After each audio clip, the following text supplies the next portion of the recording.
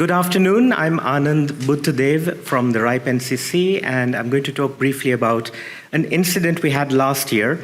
I mentioned this incident during our RIPE meeting as well, but I thought it would be good to talk about it here and ask a question at the end. So this was a zone propagation incident we had.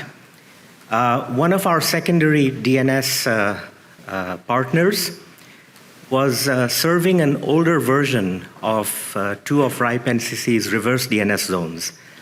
And unfortunately, the DNS signatures in the zone had expired.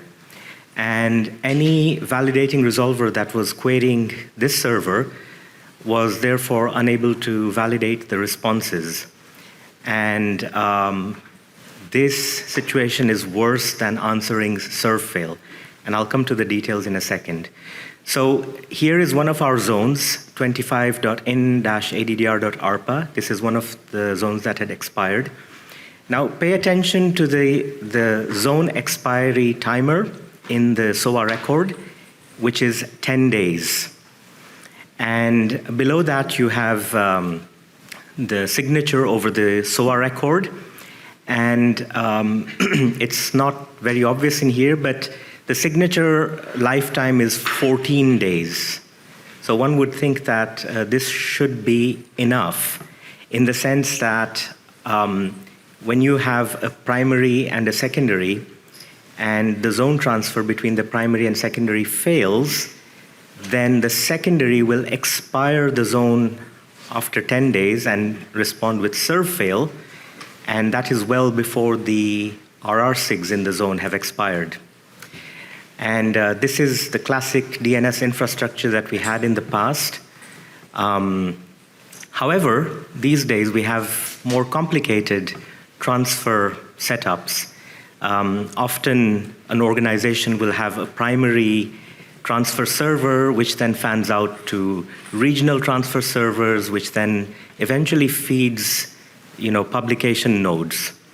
And in this scenario, if the transfer between the primary and the first tier transfer server fails, then that transfer server will expire the zone after 10 days, and then the next one down the chain will take 10 days to expire the zone on the copy of the zone in its memory, and so on and so forth.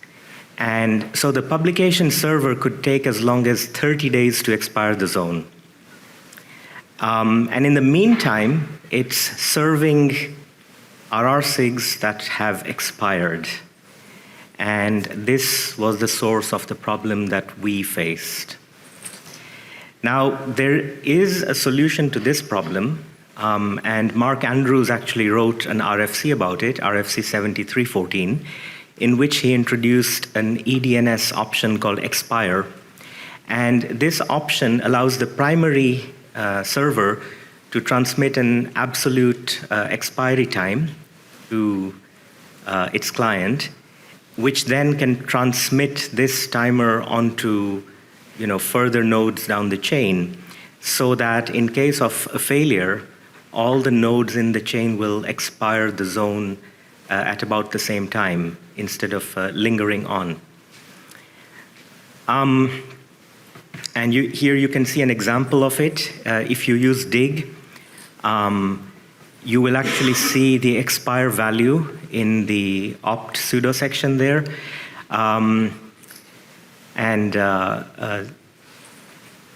This support for eDNS expire has been in dig for quite a while. Not DNS has had it since version 3.2. But NSD, which is one of the software that we use, still does not have this feature, and there's an issue open for it. So the question I want to pose is, if an authoritative server has a zone and records in it have expired RRSIGs, should the authoritative server answer or not?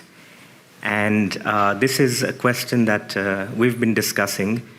And I think that an authoritative server, if it knows that the RRSIG has expired, should respond with serve fail instead of serve bad data. which would allow a validating resolver to maybe go ask another server and get an up-to-date answer. And yeah, there's a question slide there, but yeah, we don't have time for questions, so talk to me after the end of this session. Talk about it on Mattermost, and I would like to hear your thoughts and opinions. Thank you.